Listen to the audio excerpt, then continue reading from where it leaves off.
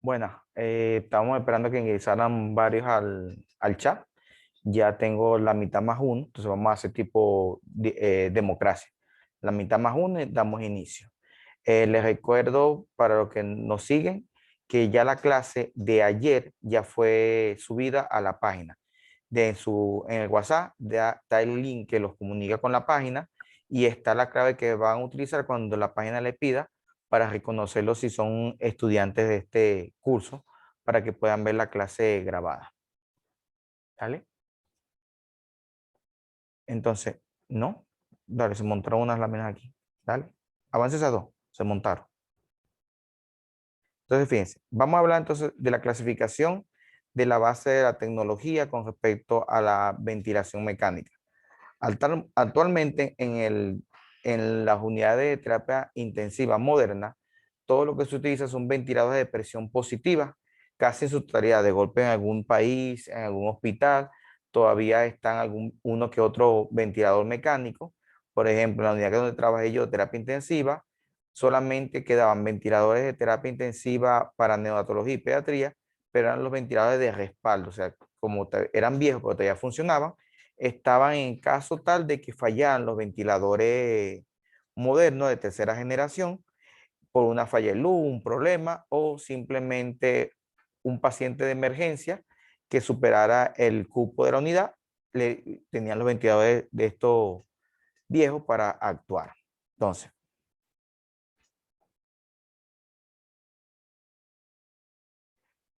vamos a ver, como estamos hablando de generaciones, literalmente los ventiladores mecánicos los vamos a dividir en tres generaciones.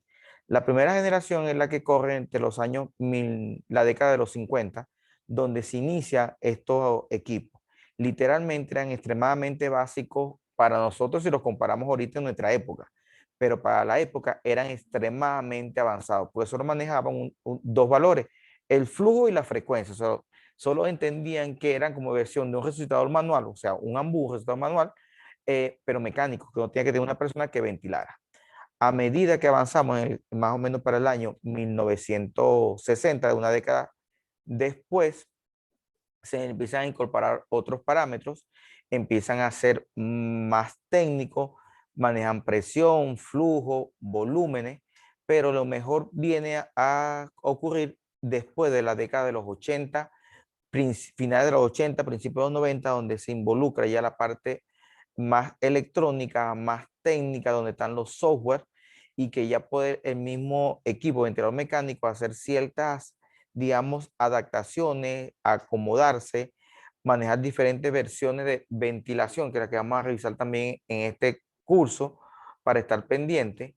Pero lo que quiero darle como un pequeño tic histórico, a pesar que hablamos de nuestras unidades de cuidado intensivo en nuestros hospitales desde la década de los 50 con ventiladores mecánicos, el señor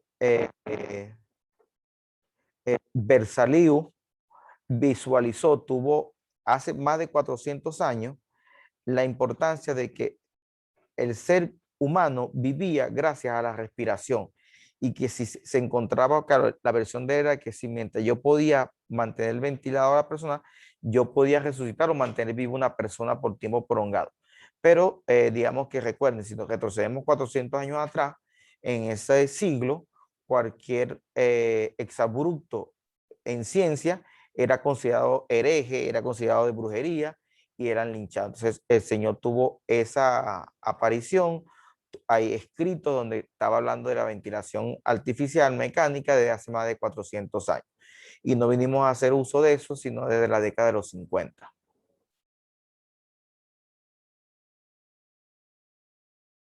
Entonces, ¿cuáles son las partes fundamentales del sistema? Vamos a hablar que el sistema va a estar compuesto por tres elementos que van a manejarse muy interactivamente, que se deben manejar. Uno, el principal, es el paciente. Estará el ventilador propiamente dicho, pero el ventilador, a pesar que tiene software que lo hace trabajar y lo corre en cierta función, necesita de un operador. En la mayoría de los casos, el responsable o el principal responsable de operar el ventilador mecánico será el personal de salud, en este caso el personal médico. Pero vamos a estar claros, el personal médico de estas unidades cumple guardia, pero no permanece durante 24 horas dentro del servicio. salen, tienen guardias en guardia nocturna, si no hay un paciente, si no está muy complicado. Pero cuando hablamos también de números, vemos que en una unidad de cuidados intensivos está un doctor y hay un enfermero por cada paciente. Entonces, de ahí la importancia que vimos y como nos los pidieron y estudiamos, pues ya es razonable.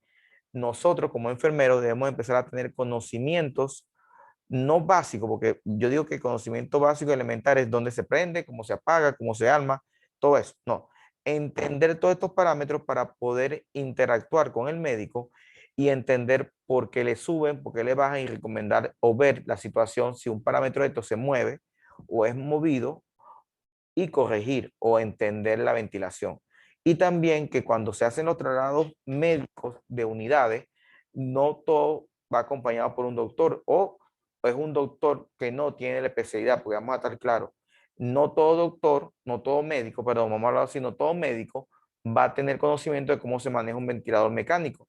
Y eso no lo ven en las unidades. Entonces llaman al doctor que está en la emergencia, al residente que está por piso, que van a mover un paciente de la unidad de cuidados a quirófano o van a traer un quirófano al paciente para terapia.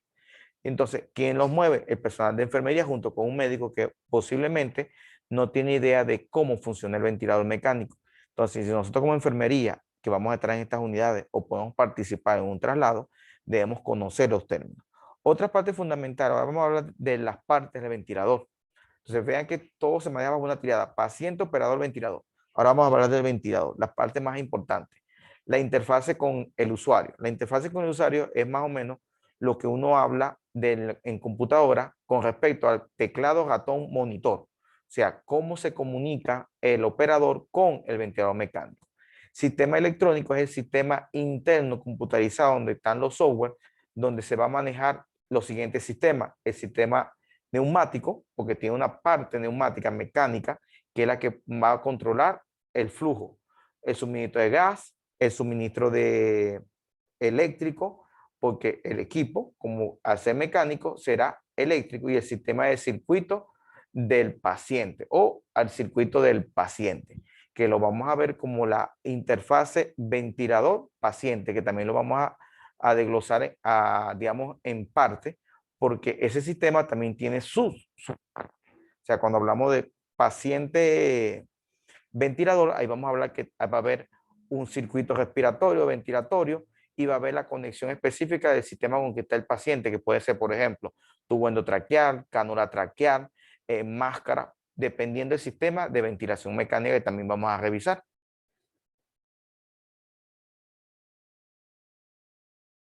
¿Cuáles son las principales funciones? Disculpen. Eh, Hoy no sé qué tiene Zoom, pero me ha movido todas las letras de la presentación que traímos en Word. La cargamos y se han movido. Yo le voy a pasar la presentación hoy mismo por PDF para que vean que las letricas sí estaban bien cuadraditas, pero el contenido no se alteró, pero sí se alteró la forma de presentación. Pido disculpas por eso porque no hicimos hoy, si no hicimos un ensayo previo de Zoom, sino que como ayer salió todo bien por Zoom, hoy llegamos directo a la clase. Entonces creo que vamos a tener que poner tema un pre antes de iniciar clase. Entonces, ¿cuáles son las funciones del ventilador mecánico? La mayoría cree que es respirar por el paciente. Vuelvo y repito, recuerde, debemos eliminar de nuestro lenguaje el ventilador mecánico respira por el paciente. No, controla las funciones que va a permitir que el paciente respire. El paciente es el que respira. El ventilador mecánico ventila y controla ciertos parámetros. Entre esos va a proveer el volumen de gas al paciente a determinado flujo, presión y tiempo. Genera la mezcla apropiada de gases. Recuerden que en la atmósfera el aire está tiene una concentración de oxígeno de 21% y de otros gases. Pero ¿qué pasa? Hay pacientes que en esta condición, dependiendo de la patología, van a necesitar aumento de la concentración de gases. ¿Qué gas? Principalmente el oxígeno. Ahorita ha estado el COVID, que ha hecho que muchos pacientes, el día del destete, lo ha complicado porque hemos tenido que tener pacientes por encima de 90% de oxígeno, o sea, aumentar la concentración de oxígeno ventilado en el flujo. Por consiguiente, el organismo pide, entonces el destete de conectar a una persona que va a pasar a respirar después que estaba respirando 90, que respira 21, usted me dirá, es como la persona que acostumbra que coma 6 veces al día y lo voy a meter en una dieta que como una sola vez al día. Entonces, complica la situación, la condición de pandemia ahorita con COVID. Monitoriza al paciente. El monitor o la interfase comunicando con el monitor da un parámetro, o sea, da un monitor de signo, pero principalmente la mayoría de todos estos ventiladores mecánicos tienen toda la comunicación para todos los valores de monitorización, pero lo que tiene que ver con el sistema respiratorio. Son, de golpe tendrán la frecuencia cardíaca, más no tendrá temperatura, presión arterial media, nada de eso. Para eso usted va a ver que en terapia hay muchos pantallas. Entonces va a estar la pantalla prendida del monitor de la ventilación mecánica junto con el otro monitor que va a mover frecuencia cardíaca, electrocardiograma vivo, presión, tensión arterial o presión arterial sistólica, diastólica y media, temperatura y saturación como adicional para comparar los parámetros tanto del ventilador como el monitor para ir pendiente de si uno falla, uno se altera, si se desconecta un sensor. Avisar al operador en condiciones diferentes porque igual que los monitores de signos vitales, los monitores de los ventiladores mecánicos, la interfaz, también me va a avisar si pasa algo, si se sale algo de parámetros y va a activar las alarmas, pero esas alarmas las tenemos que modificar nosotros. Procesa la información de manera inmediata, mostrará al operador o enviará un sistema de perifoneo, aviso y tal, los hospitales más modernos, hasta el ventilador le manda un aviso a la tablet o al teléfono del doctor que está cuidando, que tiene bajo supervisión un médico. Acondicionar el gas, porque lo filtra, temperatura, humedad. Ya les voy a mostrar que en la mayoría de los ventiladores mecánicos, esta parte de filtración, temperatura y humedad está por fuera del ventilador mecánico. Entrega medicamentos. Si puedo, voy a buscarle para que vean que hay varios sistemas que me van a permitir a mí administrar medicamentos durante la ventilación mecánica sin yo desconectar al paciente. Facilita al personal las funciones para auxiliar al paciente. Voy a dar un ejemplo, se va a parado cardíaca, el ventilador puede empezar a mantener la respiración mientras el personal de enfermería inicia la maniobra de resucitación y el doctor empieza a indicar las drogas que vamos a utilizar para reanimar al paciente. Tenemos que ver ciertas generalidades ahorita que son más que todo un pequeño recordatorio de ciertas clases que vimos en nuestra época de liceo, que era física, porque como manejamos mucho lo que es ventilación, presión, resistencia, tenemos que tener en cuenta varios juegos en esta parte. No porque tengamos que tener una calculadora a todo momento sacando cuentas ante la ventilación mecánica, sino para poder entender por qué se le sube, por qué se le quita, cuál es el daño que le puedo hacer al paciente, por qué no se puede subir. Porque la orientación es para poder entender qué está pasando con un paciente que está en ventilación mecánica, para entender cuando nos toque ir en una ambulancia, en una aeroambulancia, con un ventilador de traslado, la importancia de mantener ciertos parámetros o corregir ciertos parámetros. Entonces, primera condición, cuando hablemos de fuerza, esto mide es presión, o sea que podemos decir que presión en este caso será igual a fuerza por el área. O sea, la presión es la fuerza que está ejerciendo en un área determinada. Cuando hay un desplazamiento se mide como volumen, entonces volumen va a ser igual al área por el desplazamiento. Cuando hablamos de velocidad del desplazamiento es el flujo del gas. Entonces será flujo igual al área del volumen por la unidad de tiempo. Recuerden que pueden ver el flujo como velocidad y la velocidad se mide distancia entre tiempo, o sea, cuando hablamos de kilómetros por hora. Entonces, ¿cuántos kilómetros podemos caminar o correr en una moto en una unidad de tiempo? Entonces, flujo, el volumen que puede circular en un determinado tiempo. Para poder ir entendiendo cuando al ventilador se le programan flujos, volúmenes, presiones.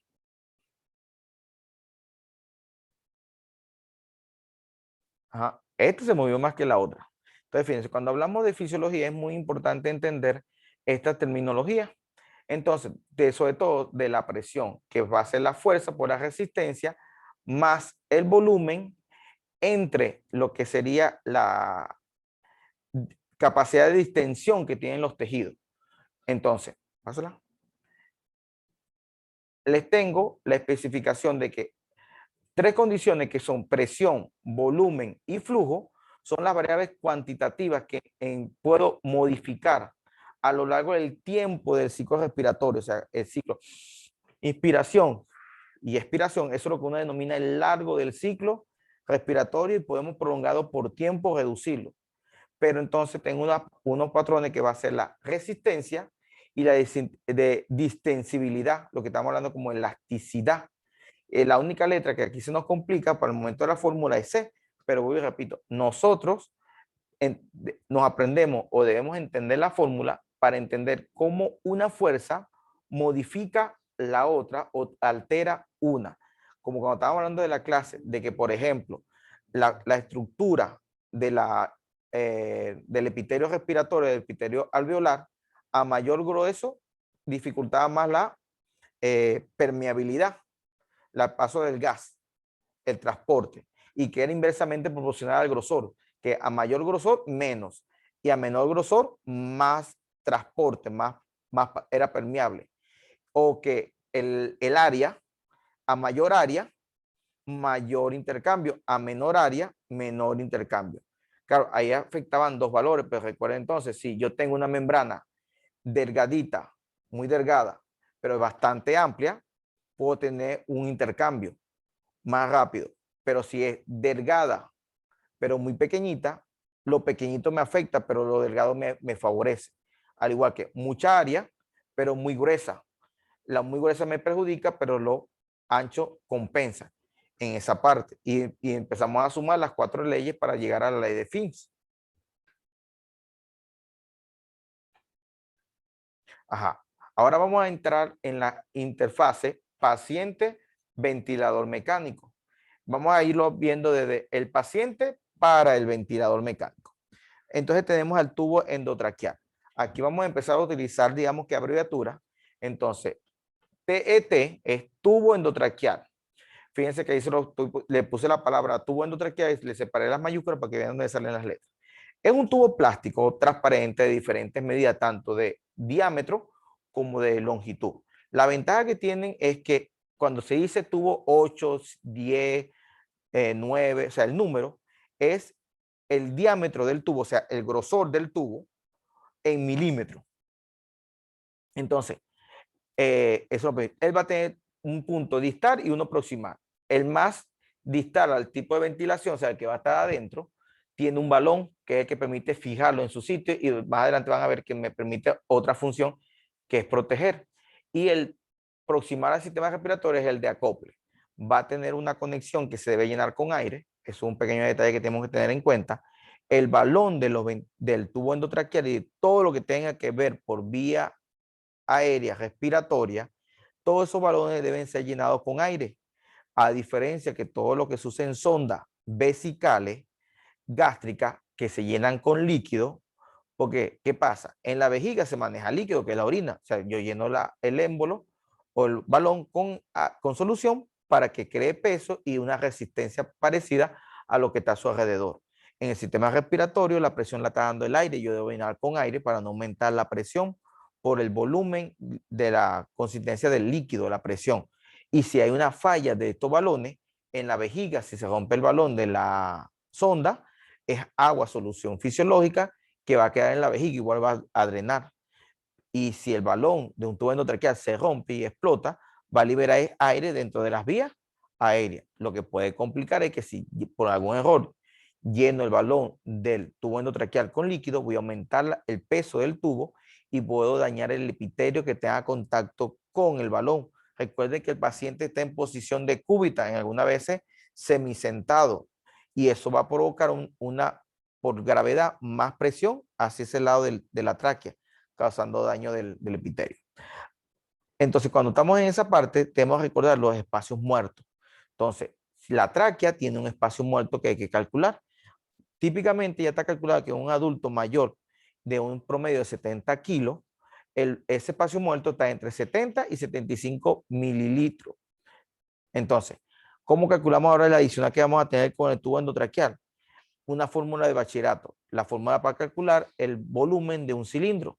Entonces, ese volumen de un cilindro es B por pi. Recuerden que pi es una constante, que es una tela que tiene la calculadora, por radio al cuadrado, por L. Ese parece una I, es L, es longitud. Yo sustituyo con mi calculadora científica y le tengo un ejemplo. Más o menos para un adulto siempre es el tubo 8, 9. Para hombres pequeños, mujeres grandes, 7. Entonces, con el tubo 8, simplemente son 8 milímetros de radio por los 25 centímetros de largo, me va a dar, meto en mi calculadora, en promedio 12.6. A pesar que la literatura dice que esto es, digamos que entre 12 al 75, digamos que es algo razonablemente que yo puedo dejar de calcular. Entonces, la mayoría de doctores, cuando el tubo es pequeño, o sea, normal, no lo van a tomar en cuenta para calcular el espacio muerto y se va a ir directamente a un solo medida. No le van a anexar este espacio muerto, porque recuerden que es el tubo, no en su totalidad, tiene parte que va a estar dentro de las vías. Entonces, es, digamos que, dependiendo de la literatura, pero la mayoría de la literatura dicen que no se va a tomar en cuenta este valor tan pequeño de espacio muerto producido por el tubo endotraqueal. Entonces, el tubo endotraqueal también va a crear una resistencia adicional y un trabajo, aumentar el trabajo respiratorio. Recuerden que en la parte inspiratoria es un movimiento que genera energía, que necesita energía para poder aumentar el volumen, para disminuir la presión intrapulmonar, para que el aire que tiene una presión atmosférica pueda ingresar. Entonces, por consiguiente, el tubo va a causar una resistencia adicional y causar un mayor trabajo para la exhalación. De todas maneras, aquí le estoy dejando la fórmula. Si en algún momento se lo preguntan, le preguntan, porque algo que mi experiencia propia me ha dado, que en las unidades de cuidado intensivo, cuando tú eres el nuevo que recién llega, pareciera que regresaste a hacer a la universidad y tú, que van a ser tus compañeros, te viven interrogando, preguntando para ver si estás a su mismo nivel o estás superior, para hacer preguntas clave para saber si te puedes defender con un paciente. Entonces, por si acaso le llegan a hacer esa pregunta, usted ya va, respira que ahorita me voy a acordar de que me acuerdo. Entonces usted revisa su teléfono, pues estamos grabando la clase para que te grabe su clase en su computadora y ahí le estoy dejando la fórmula si le llegan a preguntar cómo se calcula la resistencia, que no creo que lo hagan porque no creo que se acuerden. Ajá. Entonces, chicos, como esto es mucho, digamos, numerito, fórmula, hoy vamos a hacer tres recesos programados de 10 minutos para estirarse. Ustedes vayan analizando, haciendo rápidamente los esquemas de estudio y haciendo una pequeña lista de abreviaturas para continuar.